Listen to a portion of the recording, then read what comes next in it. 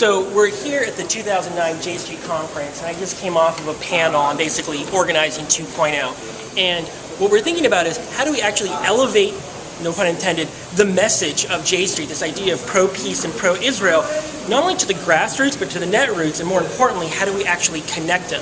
There's this misconception that the young will lead in the technology, and the older generation only knows the grassroots and the door knocking. And what we're really trying to break through and have this breakthrough strategy is how do you actually combine them so that we're working together, older, younger, across different demographics, and really pushing out a message that speaks to everyone in a way that they understand. So it's really about meeting your audience where they are, providing the the tools, the techniques, but really the authentic messaging that allows people to connect with the message of J Street, which at the end of the day isn't so much about a two-state solution or what we're going to do with Jerusalem, but it's really how do we have an Israel in the future that my 9-month-old daughters right now can visit and feel secure as Jews, A, but B, really, that they are supporting a true democratic state.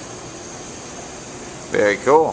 So tell us a little bit about what you do, Ari. What do I do? So I run basically a consulting firm called Studio Ben Zion, and we do design process. What does design process mean? It means we work with our clients to rethink their base assumptions on how they get from A to B.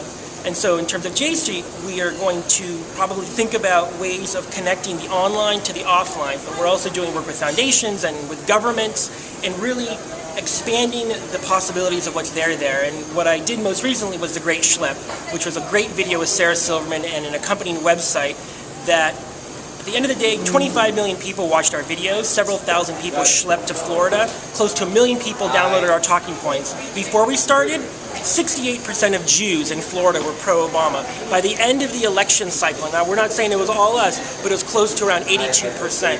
So what this showed is at the end of the day, if you want people to connect with your message, they need to hear it from people that they trust. And what we knew about Florida and the grandparents is they don't trust anyone more than their grandkids. So the Great Schlep was about sending the grandkids.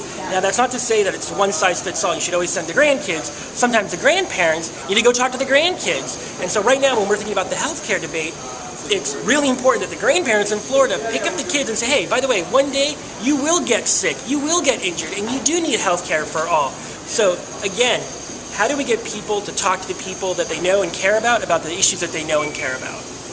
Very cool. Thanks for your time, Ari. My pleasure. Enjoy the rest of the conference. We'll talk to you soon.